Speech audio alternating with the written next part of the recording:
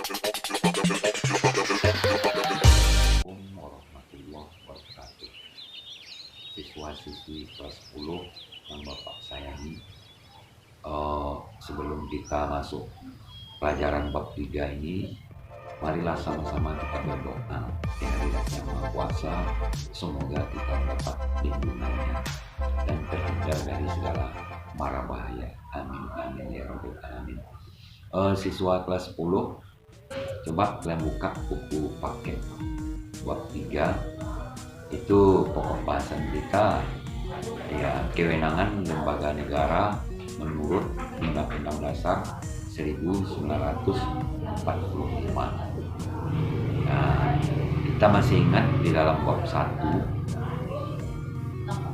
itu kekuasaan negara, lembaga-lembaga negara. Sekarang kewenangan lembaga negara menurut Undang-Undang Dasar 1945. Kita tahu dan udah baca di dalam bab 1, menurut John Locke kemarin, menurut Montesquieu, di dalam praktek penyelenggaraan negara Indonesia ini ada 3 lembaga, ya, yang menyelenggarakan negara dan berwenang mengatur negara ini.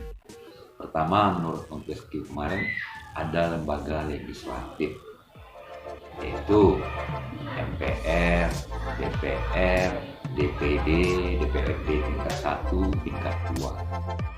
Nah, lembaga ini dipilih melalui pemilihan umum sesuai dengan partai-partai politiknya masing-masing. Inilah yang mengatur di bidang pengawasan, membuat undang-undang, itu kalau DPR. Sedangkan MPR itu lembaga yang berhak mengubah Undang-Undang Dasar 45. Seperti kita lihat kemarin sudah diamandemen, kemudian melantik, memberhentikan presiden, yang mana pada masa Orde Baru kemarin lembaga-lembaga negara ini dibagi menjadi 2. Itu ada lembaga tertinggi negara, ada lembaga tinggi negara. Setelah reformasi sekarang ini, tidak ada lagi istilah lembaga tertinggi, tidak ada tinggi negara. Yang ada hanya lembaga negara Indonesia menurut Undang-Undang Dasar 1945. Bahkan di antara lembaga itu ada yang ditambah, ada yang kurang, kayak Dewan Pertimbangan Agung. Di dalam Dewan Pertimbangan Agung di era reformasi ini tidak ada di dalam lembaga negara Indonesia, tapi ada beberapa lembaga yang ditambah, seperti judicial, kemudian Mahkamah Konstitusi. Itu diatur ya di dalam Undang-Undang Dasar 1945. Di lembaga-lembaga yang legislatif ini, mulai dari MPR, DPR, DPRD, DPD, itu diatur juga dalam Undang-Undang Dasar 1945 di dalam pasal 2, pasal 3. Kemudian di dalam pasal 2 tadi, pasal 3, itu diatur tugas fungsi daripada MPR. Sedangkan DPR itu di dalam pasal 19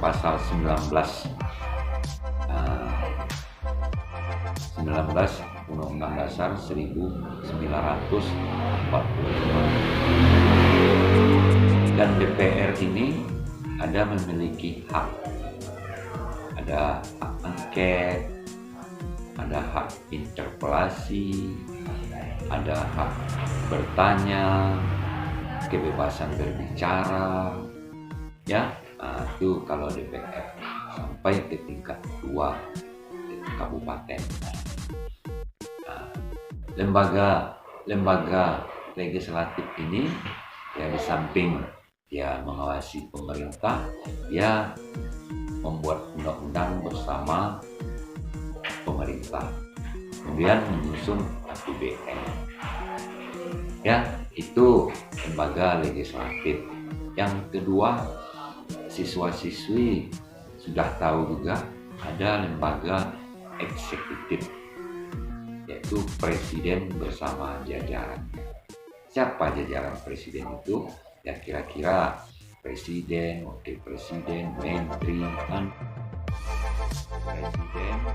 wakil presiden, menteri-menteri, gubernur, sampai ke RT. Nah, itulah jajaran daripada eksekutif, yaitu penyelenggaraan negara.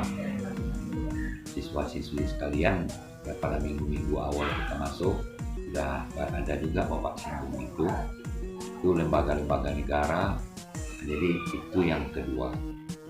Yang ketiga, lembaga yudikatif, yaitu yang mengadili. Nah, ini dapat kita lihat di dalam pasal 24 Undang-Undang Dasar 45, ya kekuasaan kehakiman dilaksanakan oleh sebuah lembaga, Mahkamah Agung. Nah, Mahkamah Agung itu terdiri dari hakim-hakimnya, pengadilan-pengadilan.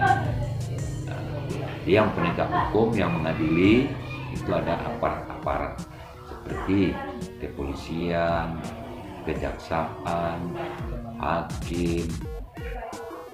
Nah, pengadilan pun gitu. Ada pengadilan negeri, itu tingkat bawah. Ada pengadilan tingkat 1 provinsi, banding, ada kurang puas banding, naikkan ke atas lagi, kasasi. Nah, inilah dari keputusan-keputusan hakim. Yang di bawahnya, kalau sudah diputuskan oleh Mahkamah Agung, itu keputusan bawahnya tidak berlaku. Itulah 3 lembaga yang memegang kekuasaan di negara Indonesia. Yang pertama tadi legislatif. Legislatif itu di dalam pasal 2, pasal 3 ada MPR, DPR, DPD, DPRD tingkat 1, tingkat 2, masing-masing mempunyai fungsi dan tugas. Kalau MPR tadi itu menetapkan, mengubah Undang-Undang Dasar 45, memilih, melantik presiden.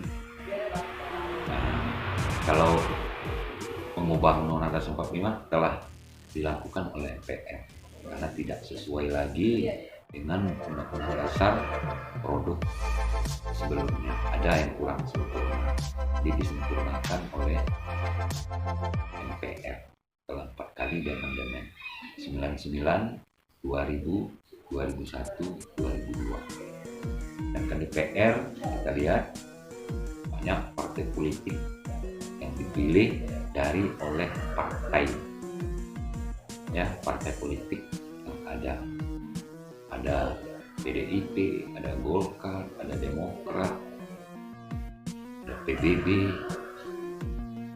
ya pokoknya lumayan banyak lah partai politik yang ada di Indonesia, lebih kurang 4 parpol.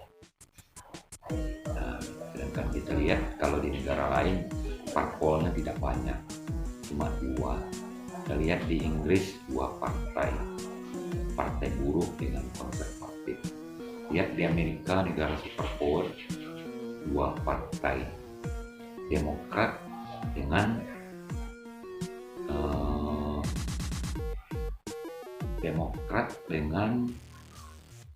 Republik, 2 partai.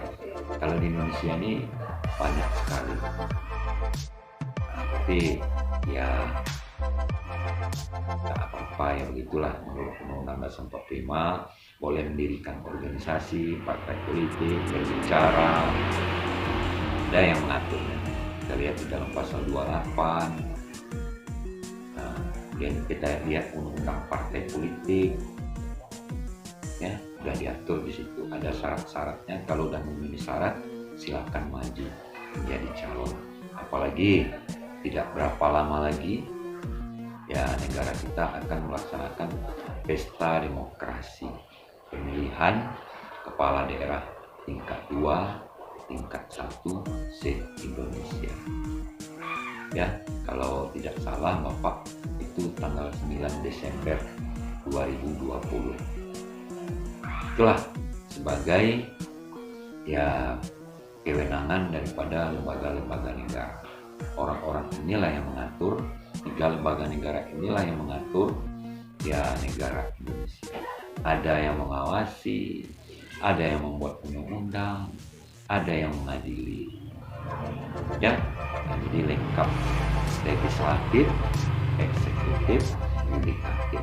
Jadi kita masih menggunakan azas daripada trias politika. Tapi bentuk penyelenggaraan negara masing-masing negara itu berbeda.